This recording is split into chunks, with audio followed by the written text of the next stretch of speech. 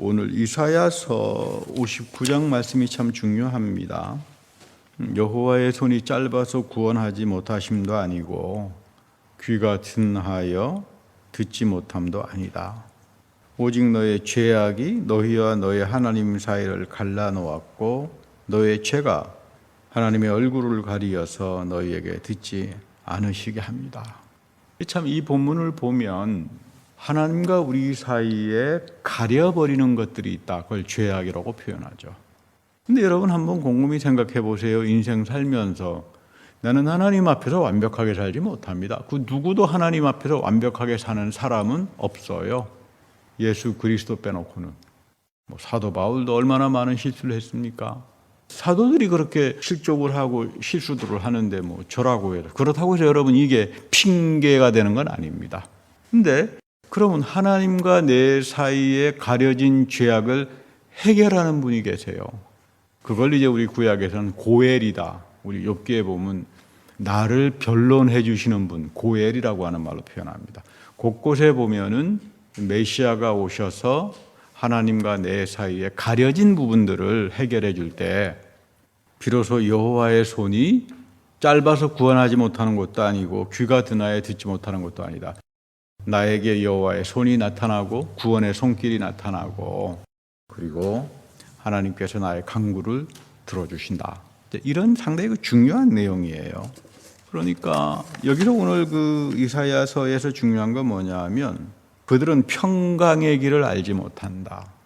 여기서 말하는 평강은 너가 내가 화해하고 잘 서로 전쟁 없이 잘 지내자 이런 정도의 뜻을 갖지 않습니다. 오늘날 보니까 3차 세계대전이 이제 시작이 됐다. 여러분 이게 우리가 살고 있는 평강을 알지 못하는 세대입니다.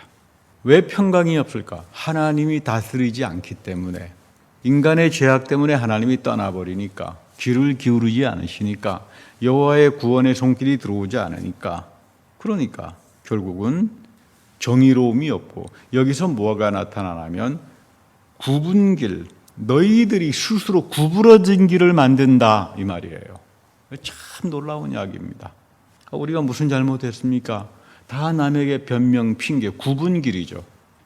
회개하는 길은 하나님 내가 잘못했습니다. 내가 모자랍니다. 주님께서 은혜를 베풀어 주셔서 예수 그리스도의 십자가와 부활의 그 놀라운 영광을 통해서 나를 주님의 새로운 자녀로 늘 넘치게 충만케 하여 주십시오. 충만이라고 하는 말이 왜 필요해요? 가득 있으니까 끝 충만이라고 하는 말은 그게 아니에요. 항상 하나님 것으로 채워지는 걸 말합니다. 충만 그러든가 항아리에 물이 꽉 충만해 있어. 난 충만했으니까 다 끝났어. 이런 개념이 아니에요. 하나님의 능력으로 나를 늘 새롭게 기도와 예배와 말씀과 성만찬을 통해서 채워주시는 거예요. 여러분 내가 꽉 항아리처럼 채워져 있으면 실수 안 하고 하나님 앞에 죄를 범하지 않습니까? 성령 충만에 대해서 여러분 잘못 이해하지 마시기 바랍니다. 성령 충만은 죽을 때까지 하나님이 나의 영에 오셔서 항상 새로운 것으로 채워주시면서 뭘 하는가? 나를 다스려 주시는 거예요. 나를 다스려 줄 때, 내 몸과 생각과 영과 모든 것들이 다스려질 때 비로소 나는 평강의 길이 나타나고 더 이상 세상 사람들이 추구하는 구분길로 가지 않습니다. 재미있는 거는 이 사람들은 스스로 구분길을 만든다. 자기네가 구분길을 만들어요. 그래 놓고는 이건 똑바로 된 길이야. 이건 아주 좋은 길이야. 이렇게 착각하고 산다고요. 오늘 우리 시대가 똑같아요. 이런 거 보면 우리 마태복음 23장에 보면 예수님께서 예루살렘아 예루살렘아 선지자들을 죽이고 내게 파송된 자들을 돌로 쳤다. 자, 여러분 예루살렘에서 얼마나 하나님께서 구약에서부터 시작해가지고 선지자들을 보냈습니까? 임금이라고 하는 이스라엘의 왕들이 대부분 다 쳐 죽이고 그랬죠. 솔로몬도 그랬고. 그래도 다윗 하나 그래도 예를 들어서 선지자들에 대해서 순종도 하고 회개도 했던 왕이지 그 이외에 보면 거의 다 왕들이 지멋대로 했던 길이에요. 너희들 다시 말하면 패역한 자들이다. 그런데 하나님께서 선지자들을 보내주신 이유는 구분길을 펴서 하나님께서 바른 길로 너희들은 마치 암탉이 새끼를 날개 아래 모아서 하나님의 보호하심이죠.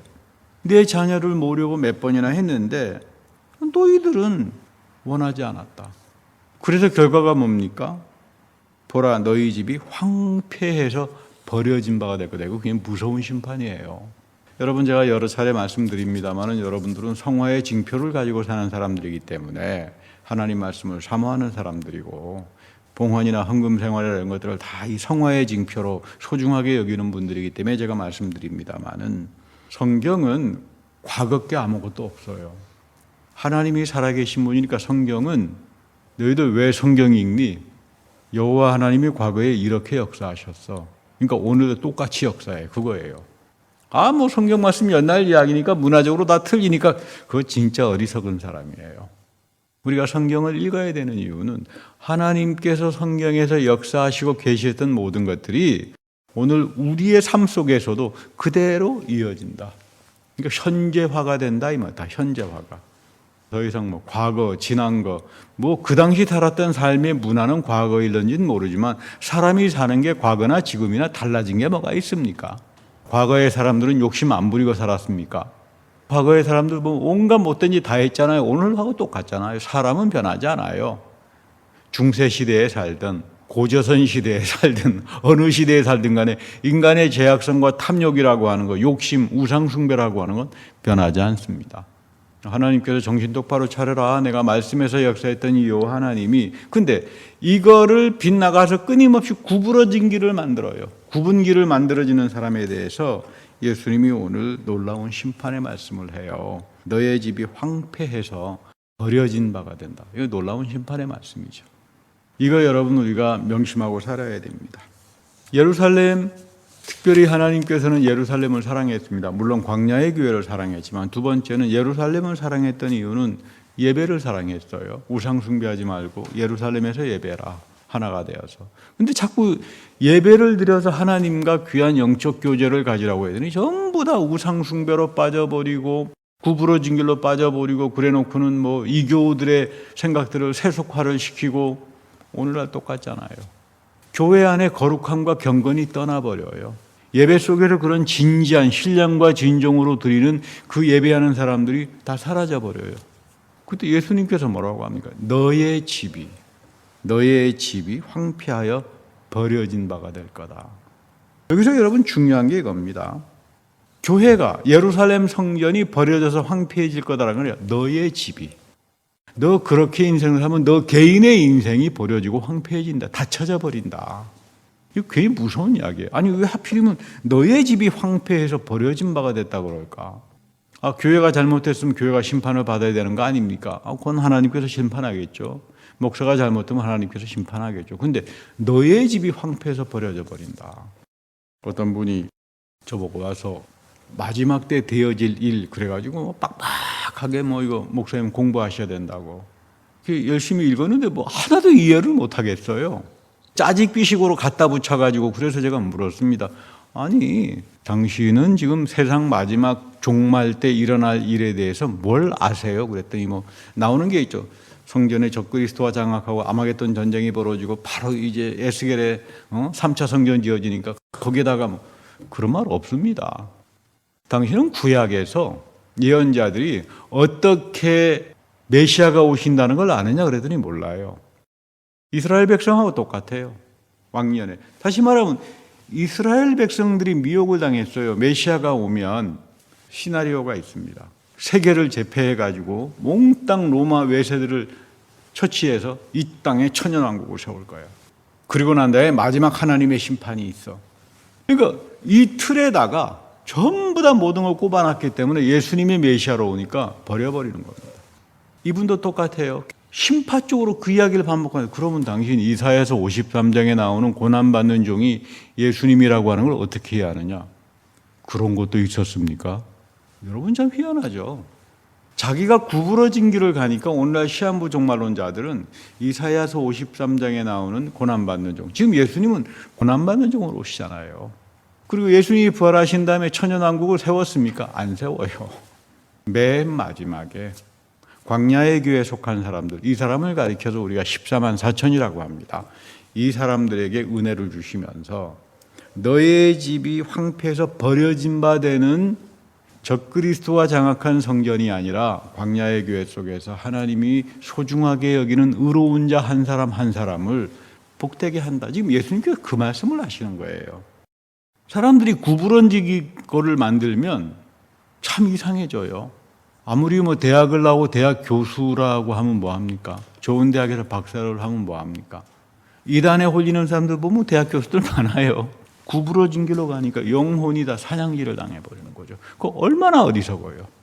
로마서 본문에서 바울은 이런 말을 합니다. 너의 자신을 종으로 내주어서 누구에게 순종하든지 그 순종함을 받는 자의 종이 되는 줄을 너희가 알지 못하느냐. 굉장히 중요한 말이죠. 우리가 자유가 있다고 생각할 겁니다. 근데 너희들은 자유가 없어. 너희들은 다 종으로 살아. 아니 무슨 말씀입니까? 너 돈 좋아하지? 열심히 그 돈 쫓아가봐. 넌 돈의 노예로 살게 돼 있어. 그러니까 너는 성화의 징표를 가지고 절대 못 살아. 고린도 교인들이 그랬잖아요. 그 사람들 상당히 괜찮은 사람들이에요. 여러분 고린도 도시라고 하는 데는 어떤 도시입니까? 왕년에 아테네하고 가까운 데 있어가지고 자웅을 거렸던 굉장한 경제 도시예요. 항구 도시고 도시 국가로서 상당히 굳건했죠. 근데 이 사람들은 그토록 많은 은혜를 받았지만 바울이 그러잖아요. 고린도전서 1장 28절에 너희들 진짜 별 볼 일 없는 인간들이었다. 아무것도 아니었다. 메온타 그 원전 그리스 말 보면 너희들은 메온타 이거 뭔가 그랬더니 you are nobody 이런 뜻이에요. You are nobody 메온타 아무것도 아닌 nobody를 데려다 놓고는 하나님께서 성령을 채워주시고 말씀으로 똑똑하게 하고 삶들을 모든 것들을 채워주시니까 거들먹거리고 살만하는 거죠. 근데 이 사람들의 18번이 뭔지 압니까? 절대로 헌금 안 해요. 고린도 교인들이. 대신 어디에다가 갖다 바치느냐. 로마의 누마 종교에다가는 열심히 가서 갖다 바쳐요. 이걸 이야기하는 거예요. 너희들 자유가 있다고 생각하니? 너 돈 사랑하지? 너 돈의 노예가 돼. 너 권력을 사랑하지? 너 권력의 노예가 돼. 그렇잖아요. 너 명성을 사랑하지? 너 명성의 노예가 돼. 자유는 빼앗겨. 진정한 자유는 성령을 통해서만 와요. 근데 성령을 통해서 오는 자유는 뭡니까? 자기를 쳐서 복종시키는 데서만 있는 거예요. 할렐루야. 여러분 이거 굉장히 중요합니다. 너희들 다 종으로 살아가. 그러니까 나는 그리스도의 종으로 살 거야. 지금 바울의 그 이야기입니다. 로마서에서. 나는 그리스도의 종으로 사는데 그리스도의 종으로 살아보니까 쳐서 복종도 시키고 세상 거에 대해서, 권력에 대해서, 명성에 대해서 그러다가 보니까 하나님이 성령을 통해서 엄청난 자유를 주어주시더라. 이 자유가 뭡니까? 자족하는 것, 부요한 것. 내가 어느 곳에 있든지 간에 부요한 삶을, 이게 평강의 다스림이죠. 구부러진 길로 가는 것이 아니라 평강의 다스림이 나에게 찾아와서 나를 부요하게 하고 자족하게 하고 그래서 죄를 이기게 하더라 그 말입니다. 그러니까 여러분 참 중요합니다. 죄의 종으로는 사망에 이를 수밖에 없다. 내가 권력을 사랑하고 돈을 사랑하고 성화의 징표가 없이 살아가다가 보면 너는 결국 사망으로 갈 수밖에 없다. 근데 순종해 보니까 하나님 말씀에 순종해 보니까 여러분 순종이라고 하는 건 순종만 하는 게 아니라 아브라함처럼 실행에 옮기는 거잖아요. 그 말씀대로 내가 실행을 옮겨보니까 여러분 순종을 가지고 실행에 옮기는 거를 좀 어려운 말로는 임바디먼이라고 표현하고 다른 말로는 성화의 징표예요. 내가 성화의 징표를 가지고 살아보니까 뭐가 나타나더라? 넘치는 은혜의 징표가 나에게 쏟아지더라 그 말이에요. 여러분 이거 붙들고 살아야 돼요. 이 마지막 때 이거 붙들지 못하면 교회 다닌다 그래서 너희 집이 황폐하여져서 버려진 바가 될 것이다. 여러분 이런 사람들이 얼마나 많아요. 잘못된 시한부 종말론에 마지막 때 지금 뭐 3차 세계대전 벌어지니까 벌써 난리가 납니다. 그럴수록 이거 참 마지막 때다. 하나님께서 다 성서에서 말해놓은 거다. 이 성경에서 말하는 마지막 때가 옛날 이야기가 아니라 앞으로 장차 되어질 지금 현재에 다 나타나는 일들이에요. 이거 정신 똑바로 차려야 돼요. 하나님께서 이스라엘 백성을 구하시고 광야에다가 내놓은 이유가 있습니다. 훈련이죠. 여러분 교회에 훈련 받는 거예요. 내 자존심도 좀 꺾어야 되고 하나님 말씀 앞에서 그렇잖아요. 내가 세상에 나가서 내가 무슨 자존심을 꺾고 사는 사람입니까? 오히려 큰 소리 치고 하지만 내가 교회 안에서 목회자로 살아갈 때는 하나님 말씀 앞에 항상 나는 꺾어지고 살아간다. 그 이유는 뭐냐면 시내산에서 주신 계약의 말씀에 순종하도록. 그거밖에 없어요. 그 말씀에 대해서 순종해야 하나님이 어떤 분인 줄을 알게 되고 하나님이 기뻐하는 것을 알게 되잖아요. 그러니까 하나님이 기뻐하는 걸 하는 걸 가리켜서 하나님을 사랑하는 사람이다 이렇게 말하는 겁니다. 내가 사랑하고 내가 기뻐하는 것을 하면서 하나님이 참 사랑하고 기뻐할 거야. 여러분, 이거는 구부러진 길을 가는 사람이에요. 하나님께 영광 돌리세요 그러고 박수를 치는데 그게 지금 하나님께도 원하는 겁니까? 근데 너희들은 구부러진 길을 가는 자들이야. 너의 집이 황폐하고 버려질 거다. 여러분, 이거 기억하고 살아야 됩니다. 오늘 이 황폐해지고 버려지는 거 우리 눈앞에 그대로 나타나기 시작합니다. 이스라엘 사람들 구약 성경 안 읽었습니다. 1900 대략 한 30년까지는 안 읽었어요. 왜냐하면 자기네 실패한 책이잖아요. 맨날 두들겨 맞고 바벨론에 끌려가고 왕창해가지고 이스라엘 사람들이 구약 성경 안 읽었어요. 보면 맨날 스트레스 받으니까 우리 진짜 나쁜 놈이네. 우리 조상들 망했잖아요. 그러다가 1933년도에 마틴 부버라고 하는 사람하고 로젠스바이크라고 하는 유명한 유대인 학자예요. 이분들이 독일말로 구약 성경을 새로 번역했습니다. 그러면서 그 이전에 잘못된 번역들을 다 고친 거예요. 이스라엘 백성들의 타락과 부패에도 불구하고 하나님은 끝까지 너희들을 사랑했다. 그게 뭐냐 하면 예언자들 속에서 나오는 표현인데 너 이스라엘아 너는 나의 눈 속의 애플이야. 눈 속의 사과란 말 있죠. 이건 무슨 뜻이에요? 너희들이 땡깡을 부리고 황폐도 하고 두들겨 맞기도 하고 했지만 너는 여호와 하나님의 눈의 사과다. 그 말은 눈의 사과라고 하는 말은 뭐냐면 절대로 없애버릴 수 없다 그런 뜻이에요. 비록 너희들은 황폐하고 버림을 받았지만 너희들은 여전히 여호와 하나님의 눈의 사과야. 그래서 이스라엘 백성들이 성경을 읽기 시작했죠. 오늘 우리도 마찬가지 아니에요. 형편없는 삶을 살았지만 예수 그리스도의 십자가 부활 그리고 이분을 통해서 주시는 성령 교회를 우리에게 주셔서 예배하고 살아가는 한 나는 넘어지기도 하고 쓰러지기도 하고 온갖 좌절하기도 하고 몸도 아프고 그러겠지만 나는 예수 그리스도 안에서 하나님이 나를 어떻게 보시냐? 하나님의 눈의 사과로 보신다 이 말이에요. Apple in the eye. 여러분, 이것이 믿음이고 소망이고 사랑이고 우리를 능력 있게 하게 하는 겁니다. 사실 요한복음에 보면 예수님이 장막을 치셨다는 말이 나와요. 광야의 교회를 이야기하죠. 여러분, 광야에서 장막을 쳤잖아요. 그 장막에서 다시 말하면 예배가 시작됐잖아요. 구름 기둥과 불 기둥이 이끌어갔잖아요. 똑같은 말을 합니다. 말씀이 육신이 되어 우리 안에 거했다. 이 말의 원전이 뭐냐면 말씀이 육신이 돼서 우리에게 장막을 쳤다 이 말이에요. 그 구름 기둥과 불 기둥의 성령의 위대했던 역사가 이제는 예수 그리스도가 말씀이 되셔서 육신이 되어서 우리 안에 장막으로 거주하신다. 그러니까 광야의 교회가 되어주셨다. 우리의 교회는 하나님의 어린 양 예수 그리스도밖에 없다 그런 뜻이에요. 이거 여러분 명심해야 합니다. 여러분, 인간의 불행의 원인이라고 하는 것이 하나님에게 있는 것도 아니고 남에게 있는 것도 아닙니다. 다 나에게 있습니다. 다 나에게 있는데 이사야는 그거를 죄라고 해요. 그러니까 무슨 죄라고 하는 게 물론 험악한 이런 이야기를 하는 게 아니라 왜 하나님의 손이 짧아서 구원하지 못하는가? 하나님의 왜 귀가 둔하여가지고 하나님이 주무시나? 듣지 못하시는가? 하나님의 능력이 부족한가? 하나님이 사랑이 우리를 떠나버렸나? 왜 떠나버렸지? 너의 죄가 그 얼굴을 가리어버렸다. 하나님은 우리를 향하여 환한 영광의 빛을 비춰주는데 그 예배 속에서 여러분 축도잖아요. 하나님의 영광의 빛이 여러분들을 비춰주잖아요. 그게 축도잖아요. 참 중요하죠. 근데 얼굴을 가려버린 거야. 개기일식 현상이 나타나 버리는 거예요. 하나님의 영광의 빛이 가려지니까 인간들이 아무리 소리 지르고 하나님께 영광 돌린다고 난리를 쳐봐야 이건 무당짓이죠. 그렇지 않겠어요? 하나님은 우리에게 영광의 빛을 비춰주길 원하는데 이거는 다 가려버리고 여러분 이거 안타깝습니다. 다 굽은 길로 가요. 다 굽은 길로. 그래서 죄란 하나님과 인간 사이에 틈을 내가지고 이 4절에 보면 굉장히 중요한 말씀을 하죠. 허망한 것을 의지한다. 여러분, 죄라고 하는 건 뭐라고요? 허망한 것, 내가 만들어 놓은 굽은 길, 잘못된 것을, 이 허망한 것을 의지하면서 믿지 못할 것을 믿고 쫓아가면서 거짓말을 하면서 나는 하나님 참 잘 믿어. 이거에 대한 결론은 오늘 예수님께서 딱 한마디로 이야기합니다. 너의 집이 황폐하고 버려질 거다. 그래서 여러분 제일 불쌍한 사람이 누구냐고요? 하나님 믿는 사람이 아니라 교회 다니면서 황폐하고 버려지는 인생을 사는 사람들이 제일 불쌍한 사람들이에요.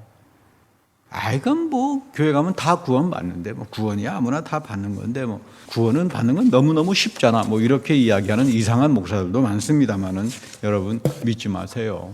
성경하고 다름은 어떤 천사가 광명의 옷을 입고 나타나서 이야기하더라도 여러분 믿지 말아야 돼요. 그러니까 여러분 성경 공부 열심히 해야 돼요. 내가 복되게 사는 길이 여기에 있구나. 나는 이제 하나님께서 기름 부어주시고 성화, 인쳐주셨다라고 하는 건 성화거든요. 그러니까 나 이제 성화의 징표를 가지고 살아야 되겠다. 근데 고린도 교인들은, 로마의 교인들은 이렇게 살질 못했어요. 특별히 고린도 교인들은 가장 어리석게 살았죠. 노바디들이 하나님께서 복을 내려주시니까 교만해져 가지고 성화의 징표가 되어 있어요. 엉뚱한 데 가가지고 자기 돈들은 다 갖다 바치면서 구부러진 길을 갔던 겁니다. 그리고 여러분 두 번째 죄는 내가 허망한 것을 쫓다가 보면 뭐가 들어오나 하면요. 탐심이 나타나요.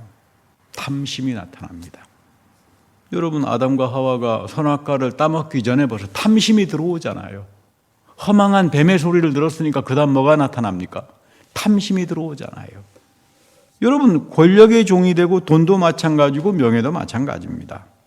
이게 하나님으로부터 성화의 징표를 가지고 축복이 와야지 이거 못하니까 성화의 징표로 오는 축복들은 뭡니까? 자족하게 합니다. 기뻐하게 합니다. 내 삶을 부여하게 합니다. 그리고 공공선을 추구하면서 살아가게 합니다. 근데 이런 게 없다 보니까 탐심이에요. 탐심. 믿음의 사람은 좁은 길로 간다 그럽니다. 여러분 좁은 길이 무슨 십자가의 길 이런 거 아닌 거예요. 좁은 길은 세상 사람들이 가지 않아서 좁은 길입니다. 그렇죠? 그럼 세상 사람들이 가는 길은 어디예요? 대로로 간다. 대로로 가는 굽은 길로 가요. 우리는 좁은 길로 가는 사람들이에요. 왜 좁은 길이냐? 하나님 말씀을 아는 게 좁은 길이잖아요. 어렵잖아요. 읽을수록 새롭잖아요. 이거 이런 뜻이었구나. 내가 참 깨닫지 못했구나. 하나님께 감사하구나. 근데 세상은 좁은 길로 안 갑니다. 다 구부러진 길. 자기가 만든 이상한 정보 갖다 놓고는 그게 마치 다. 왜 좁은 길을 가나? 아브라함이 좁은 길을 갔어요. 하나님의 말씀에 순종하고 성화의 징표를 가지고 사는 사람을 가리켜서 좁은 길이라고 말합니다. 우리 11월 달 하나님 앞에 한 해를 결산합니다. 추수감사절도 있죠. 이런 사람들만이 감사를 하게 돼 있어요. 좁은 길로 가는 사람만이 하나님 앞에서 온전한 생각을 합니다. 내가 받은 복을 계수해 봅니다. 올해 한 해 내가 어떻게 살았나. 하나님께서 여기에서도 메꿔주시고 내가 참 어렵다 생각할 때 만나러 여기도 채워주시고 받은 복을 계수하는 것. 여러분 이게 감사예요. 여러분 내가 받은 복을 계수하려면 내 정신이 온전해져야 되잖아요. 내 정신이 내 생각이 마음이 온전해지려면 그건 하나님 말씀에서부터 오는 빛과 그 은혜를 체험한 사람만이 할 수 있죠. 삐딱해가지고 구부러진 길 가는 사람이 내가 올해 한 해 하나님께 받은 복을 계수합니까? 올해 한 해는 말이야 나 앞에 괴롭혔던 놈들이 몇 명이었지? 일기장에다가 써놓고 언제 한번 두고 보자. 이게 굽은 길을 가는 사람들의 생각들이죠. 좁은 길을 가는 사람들은 하나님이 한 해 나에게 주신 복을 계수하면서 은혜를 알면서 살아간다. 이게 은혜의 신비예요. 이게 은혜의 신비입니다. 성화의 징표를 가지고 사는 사람들은 은혜의 신비를 알고 죄를 이겨나갑니다. 죄가 물러가기 시작하니까 하나님의 형통하심이 범사의 선하심이 여러분들의 삶에 나타나잖아요. 놀라운 이야기죠. 그래서 제가 여러 차례 말씀드립니다만 항상 빼놓지 말고 기도할 때 해야 되는 것. 하나님, 주님의 선한 생각을 나에게 주셔서 주님의 선한 생각이 나에게 와야만 나를 괴롭혔던 사람, 나의 원망거리도 내 편에서가 아니라 그 사람 편에서 이해하기 시작합니다. 하나님의 선한 생각을 나에게 주셔서 범사의 모든 일에 하나님의 선하심을 체험하며 살아가게 하여 주십시오. 사실 우리는 연약할 때 강해집니다. 사도 바울의 18번이죠. 우리가 하나님 말씀을 사랑하면 연약한 자로 취급당합니다. 좁은 길이니까. 세상 사람들이 이거 비웃는 길이 될 수밖에 없겠죠. 근데 여러분 보세요. 자기 스스로 자유의지를 가지고 선택했어. 의지를 행사하고 갔던 룻은 결국 간 데가 소돔과 고모라예요.